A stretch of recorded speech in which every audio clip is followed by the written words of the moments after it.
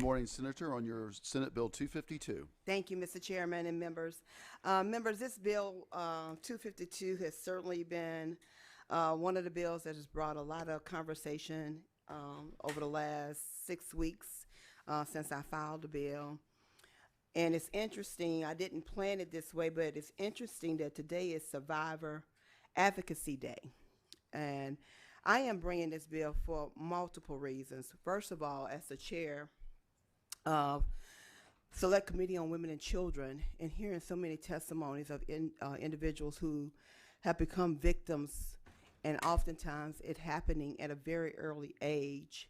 When you hear a young person tell you that they can remember when they were 5 and being abused, that to me is absolutely horrific, and no child should ever have to experience that at any level.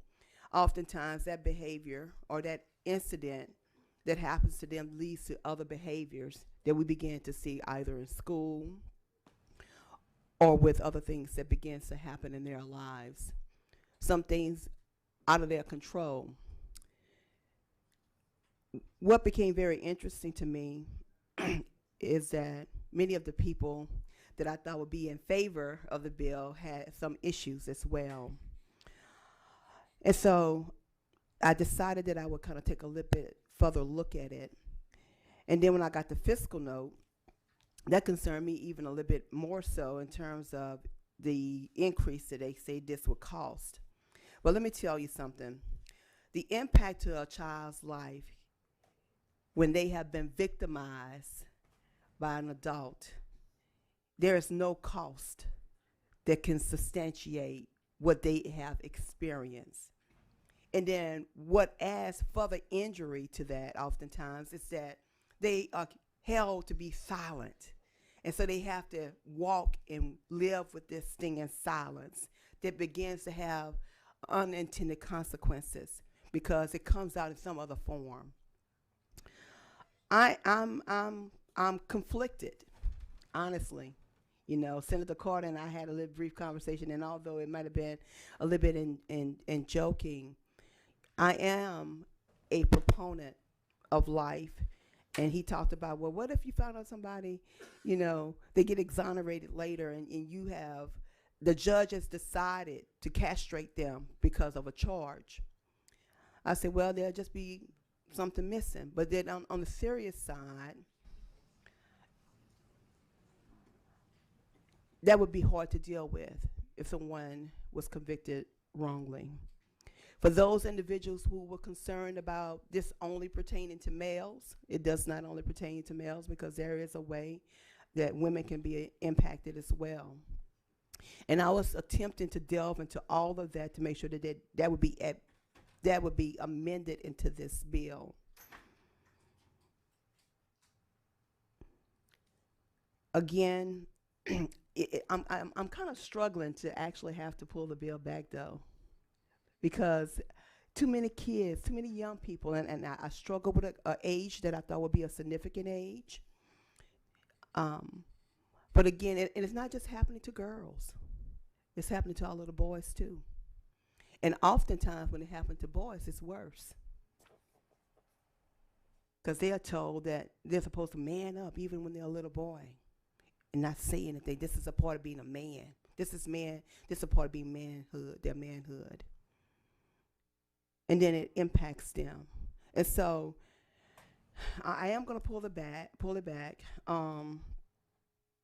The last thing I want to say is that I have found, and I'm going to turn mine into a study as well, because I like to see what this fiscal cost will look like, this fiscal note will look like. Most people who actually victimize other people were actually victims at some point themselves. And I feel that even though some folks say, well, this is really about power. It's about power and control. It's not really about sex. It's about the power and control. And I agree with that to some degree. But the other part of that is you can't hurt anybody else that way.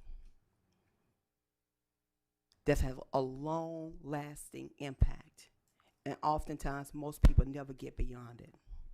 So, Mr. Chairman, I'd be glad to take any questions at this time. If there's anybody who would like to speak in favor, I would love to see if we have any survivors who would like to share their story or the importance of that. Sure, Senator Barrow. Let me, we have a few questions, and before we go there, just real quick, you're limiting the bill to people who have molested people under the age of 13. I just Yes. can't imagine how anyone can do that myself. It's just awful. Well, it is, and Mr. Chairman, when you hear some of these stories, when you hear an adult talk about they can remember when someone violated them and they were 5 or they were 4, and then it happened repeatedly for years, it's unimaginable.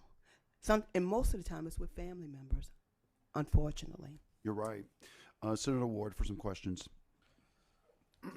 Thank you, Mr. Chairman. Chairman Barrow, I don't know who's in opposition and all those sorts of things. I think what does concern me a lot of times, we're talked into pulling bills back, and in particular in this committee, I just feel like we've started moving in the direction where maybe the potential defendant is almost being protected more than, in this case, the victim, and in this case, the victim that's 13 years old or less. I mean, you felt compelled to pull the bill back before we even had the conversation, and I appreciate your perspective on that, but this is a severe thing. I mean, it impacts someone's life forever. Yeah. So, I know that's the decision that you've made, and I respect that, but I do think going forward it's a conversation worth having. Not that it changes the life of the victim that they've already impacted, but at least it prevents them from impacting any more lives going forward. So I do think it's a healthy discussion for us to have to try and figure out how we deal with this going forward. The fiscal note doesn't, and my math may be wrong, but I was looking, doesn't say dual referral, and I just tried to come up with the biggest number I could, and the last paragraph, for informational purposes only, DPS reports there are 1,937 offenders in custody that have been convicted of a sex offense where the victim is under the age of 13. So if I just took that top line number and multiplied it by the highest number of 2,000 for chemical castration per month, it'd be, I guess, 3.8 million per month. Well, I doubt very seriously that all 1,900 of those people would qualify under this. It would probably be something much, much, much less. I think that says to date there have only been 37 offenders who have been recommended for chemical castration. So you'd probably be more along the lines of that 37 number, not the 1,900 number. So I do appreciate your thought process in this, and I know you're inclined to turn it into a study resolution. And I just hope that going forward we continue to weigh the victim of all these things at the very least just as heavily as we do. I just feel like things have shifted to where the entire topic of everything that comes from that table is the defendant. And I get it, we've got a long ways to go on that, but we certainly can't lose sight of the victim and how their life is traumatized, in particular with crimes like this, where their life is affected forever. And so I think it's an appropriate discussion to have, and I appreciate you having the courage to bring this, because it's not an easy bill to deal with. Thank you for those comments. And as I stated early on, I was really conflicted on actually pulling the bill back. But when I had people who um, are normally proponents of such action say that they felt that maybe the bill went too far. They had many concerns, which we never were able to really fully address. I thought that it may really consider me taking a deeper dive, because I am a defender, and I don't want nobody to make have any quorums, any guests, or if you have any questions about this. I am a defender of children because they have no one to defend them, and oftentimes some of the testimonies that we heard in that committee were horrific at best.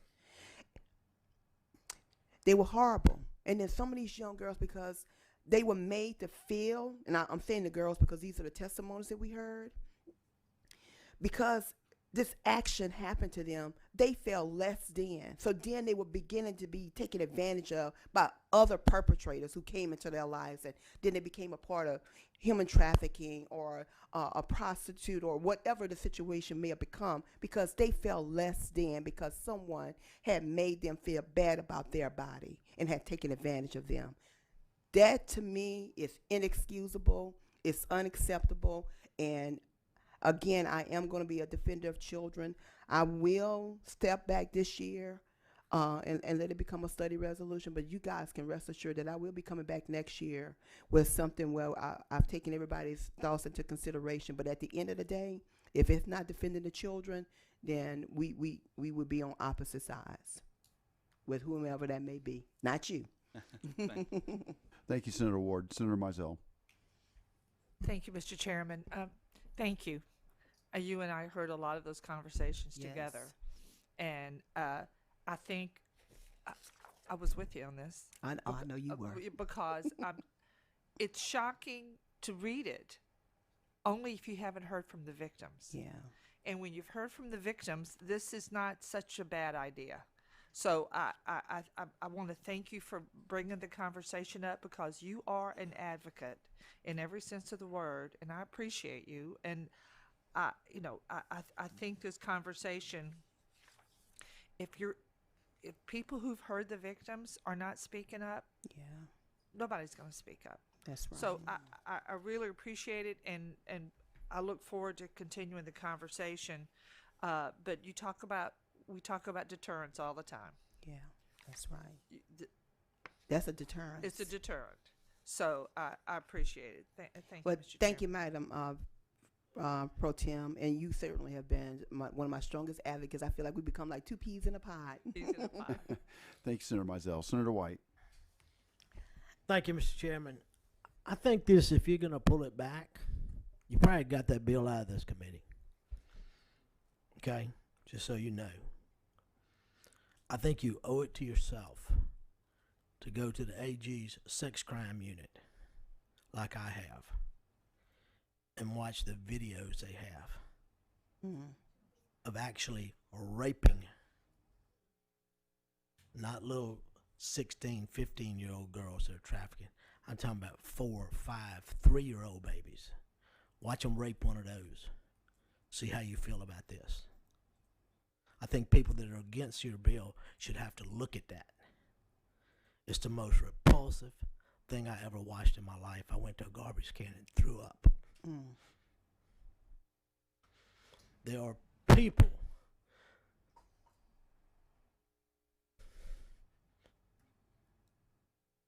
I know, Mr. Chair. I know. I'm done. Thank you, Senator White. I know. Senator Barrow, there was one email in support, and we'll include that in part of the record.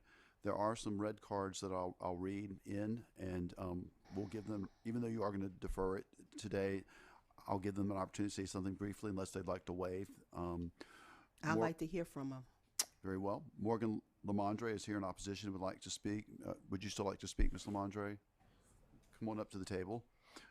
Chico Yancey is in opposition and would like to speak. Mr. Yancey, have you made it back over here? Do not see him. Will Harrell is in opposition, does not wish to speak. Darlene Jones is in opposition, does not wish to speak. Ronald Marshall is in opposition and does not wish to speak. Steve Tu is in opposition, does not wish to speak. Michael Cahoon is in opposition, does not wish to speak. And Remy Storns is here for information only. Very well. Ms. LeMondre, if you can introduce yourself, please. Yes, Morgan Lamondre with Star, and I do not want to be up here. I do not want to submit a red card in opposition to one of our greatest allies. She is an ally for all sexual assault survivors, and the truth of the matter is that what we're talking about is a horrendous crime. What we know about castration, though, is that it doesn't serve as a deterrent and, in fact, makes things more dangerous for survivors, because when you don't have that as a tool to hurt survivors, you use objects, you use things that are more deadly. And I've represented survivors. I have seen horrific things. But in terms of being there for survivors, you know, we have to do things that actually work to protect them or to protect potential victims.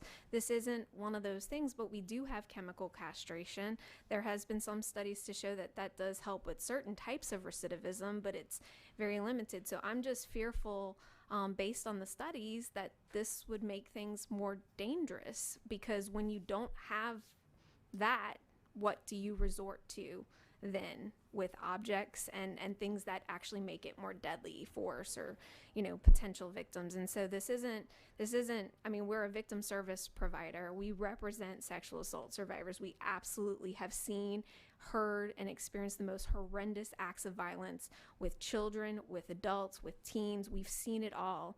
But I do know, I've heard about the fiscal note, and you know, Senator Ward, you make a great point about resource for survivors. Today's Survivor Advocacy Day. We have some of our counselors who are here today to celebrate. We barely ever let them out of the office because we have backlogs, wait lists for those seeking services. So I know exactly where you can put those resources. Put them into the sexual assault centers who serve survivors of sexual assault for free.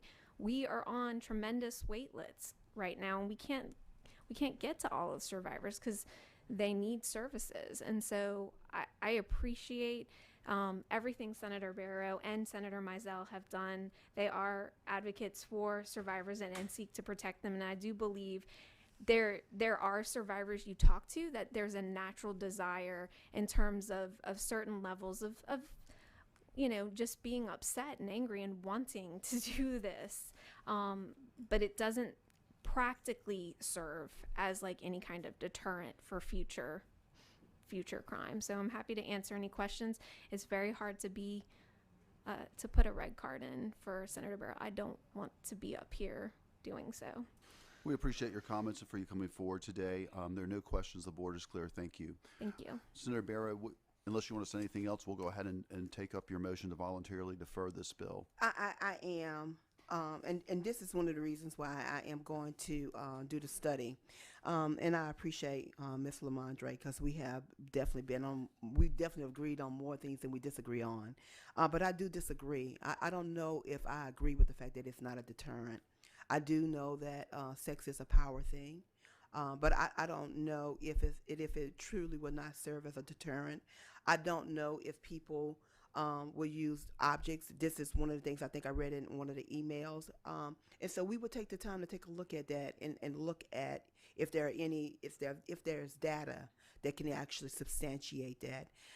But at the end of the day, make no bones about it, no doubt about it. I am a defender of children, just like I know many of you are and join me. So thank you, and I appreciate that. Thank you, Senator, for your time. And I appreciate your thoughtful approach on such a serious issue. And we will voluntarily defer that bill, and we will request that a study resolution be Yes, sir. be done on that issue.